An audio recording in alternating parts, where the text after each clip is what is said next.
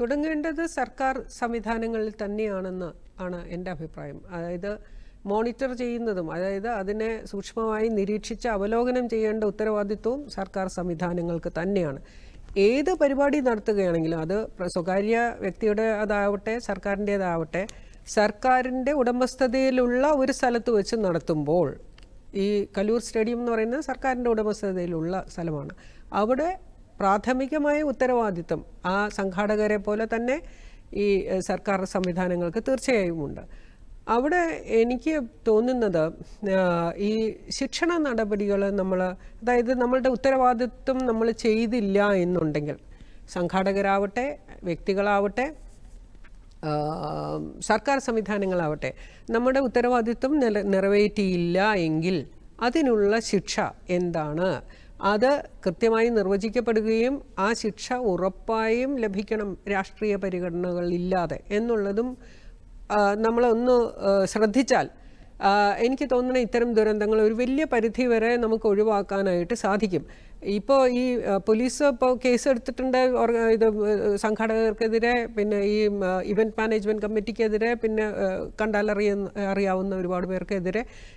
Shrimati Uma Thomas M L A ഒഴിച്ച് ബാക്കി എല്ലാവർക്കും എതിരെ കേസായി എന്നുള്ള രീതിയിലാണ് ഇപ്പോൾ കാര്യങ്ങൾ പോകുന്നത്. അവിടെ നമ്മൾ ദുരന്ത നിവാരണ ആക്റ്റിൽ പീനൽ പ്രൊവിഷൻ ഉണ്ട്. അതായത് ശിക്ഷിക്കപ്പെടാനുള്ള പ്രൊവിഷൻ ദുരന്ത നിവാരണ ആക്ട് 2005 തന്നെ ഉണ്ട്. അത് നമ്മൾ വേണ്ടത്ര ഒരു അവബോധം ഉദ്യോഗസ്ഥർക്കിടയിലില്ല, അത് വേണ്ടത്ര വിധം നടപ്പിലാക്കുന്നുമില്ല. അവിടെ പറയുന്നത് എന്താണെന്ന് വെച്ച് കഴിഞ്ഞാൽ, ഒരു ഉദ്യോഗസ്ഥൻ അല്ലെങ്കിൽ ഉദ്യോഗസ്ഥ ഏതെങ്കിലും പ്രവൃത്തി കൊണ്ട്, ഏത് വ്യക്തിയാണെങ്കിലും, ഉദ്യോഗസ്ഥനാവണമെന്നില്ല, പിന്നെ ഒരു വ്യക്തി ഈ ഒരു ദുരന്തം അറിഞ്ഞുകൊണ്ടോ അറിയാതെയോ എങ്ങനെയാണെങ്കിലും ഒരു ദുരന്തത്തിന് കാരണമാകുന്ന പ്രവൃത്തി ചെയ്യുന്നുണ്ട് എങ്കിൽ അദ്ദേഹത്തെ ആ വ്യക്തിയെ 6 മാസം മുതൽ 3 വർഷം വരെ ഇംപ്രിസൺമെൻറ്റ് വിത്ത് ഹെവി ഫൈൻ എന്ന് പറഞ്ഞാൽ 50,000 രൂപ മുതൽ അങ്ങോട്ട് 5 ലക്ഷം വരെ വേണമെങ്കിൽ പോകാം. അങ്ങനെയുള്ള പ്രൊവിഷൻ 5 ആണോ 3 ആണോ എന്ന് ഞാനിപ്പോൾ ഓർക്കുന്നില്ല, 3 ലക്ഷം അങ്ങനെ ഒരു പ്രൊവിഷൻ അതിനകത്തുണ്ട്. ഇത് വെച്ചിട്ടാണ് നമ്മളിവിടെ ഈ ഓടകൾ കയ്യേറി, പൊതു ഇടമാണല്ലോ ഓടകൾ എന്ന് പറയുന്നത്, സർക്കാരിൻ്റെ നിർമ്മിതിയാണത് അല്ലേ, കോർപ്പറേഷൻ്റെ നിർമ്മിതികൾ.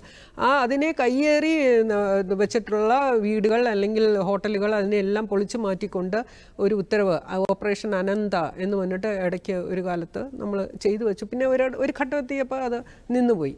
അപ്പോൾ അത്തരം പ്രൊവിഷൻസ് നമുക്ക് തീർച്ചയായിട്ടും ഉപയോഗിക്കാം. അപ്പോൾ ഇവിടെ നമ്മൾ രണ്ടാമത് കാണേണ്ട ഒരു വസ്തുത എന്ന് പറയുന്നത്, ഇതിൻ്റെ അറ്റകുറ്റപ്പണി, ഇപ്പോൾ ഇത് സ്റ്റേഡിയത്തിൻ്റെ ഒരു കുറവ് കൊണ്ടല്ല ഇത് വന്നത് എങ്കിലും ഞാൻ പറയുന്നു, ആ സ്റ്റേഡിയത്തിൻ്റെ പൊതുവെയുള്ള ഒരു ഇങ്ങനെയുള്ളൊരു ആവലാതി നേരത്തെ തന്നെ വന്നിരിക്കുന്നതുകൊണ്ട്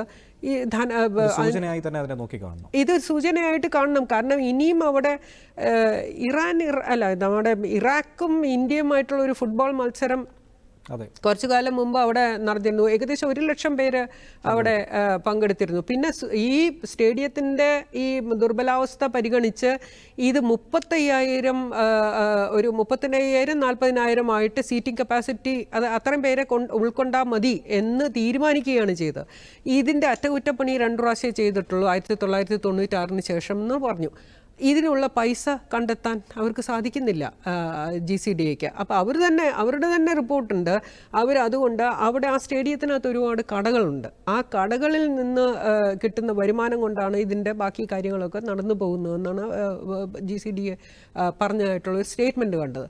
അപ്പോൾ ഈ വരുമാനത്തിൽ നിന്ന് ഈ അറ്റകുറ്റപ്പണി നടത്തിയിരിക്കണം. ഈ വരുമാനം അതിനുവേണ്ടി ഉപയോഗിക്കാം. വാസ്തവത്തിൽ അറ്റകുറ്റപ്പണിക്ക് അത് ഉപയോഗിക്കുന്നുണ്ടോ എന്ന് എനിക്ക് അറിഞ്ഞൂടാ. സർക്കാരിൽ നിന്ന് ചിലപ്പോൾ ഗ്രാൻഡായിട്ട് കിട്ടിയാലേ ഇത് നടക്കുകയുള്ളായിരിക്കും. പക്ഷേ ഇതിൽ നിന്നുള്ള വരുമാനം ഇതിനു വേണ്ടി ഉപയോഗിക്കാം എന്ന് വേണമെങ്കിൽ സുരക്ഷാ മാനദണ്ഡങ്ങളിൽ ഒരു മാറ്റവും കൊണ്ടുവരാം. ഇതൊക്കെയാണ് നമ്മൾ ചെയ്യേണ്ടത്. ഈ നേരത്തെ ഇദ്ദേഹം പറഞ്ഞല്ലോ, തൃശ്ശൂരിൽ നിന്നുള്ള അദ്ദേഹം, ഞാൻ പേര് ഓർക്കുന്നില്ല, ജോൺസി അദ്ദേഹം പറഞ്ഞല്ലോ, ഇത് സർക്കാരിലേക്ക് ഇത് പറയാൻ കഴിവുള്ള 2 പേരാണ് ഇരിക്കുന്നതെന്ന് പറഞ്ഞു. അപ്പോൾ ഈ മാറി മാറി വരുന്ന സർക്കാരുകളുടെ അടുത്ത് നമ്മൾ ഈ പല കാര്യങ്ങളും പറയുമ്പോൾ അത് സർക്കാർ കേൾക്കാൻ എന്താണ് ഒരു മാന്ത്രിക വിദ്യ എന്ന് അത് അന്വേഷിച്ച് നടക്കുകയാണ് പല ഉദ്യോഗസ്ഥരും എന്നാണ് ഞാൻ മനസ്സിലാക്കുന്നത്. അപ്പോൾ ആ കൂട്ടത്തിൽ ഒരാളാണ് ഞാനും. അതുകൊണ്ട് ഈ ചർച്ച സർക്കാർ കാണുമെന്നും ഇത് എന്തെങ്കിലും ചെയ്യുമെന്നുള്ള പ്രതീക്ഷയാണ് എനിക്ക് ഉള്ളത്. തീർച്ചയായും.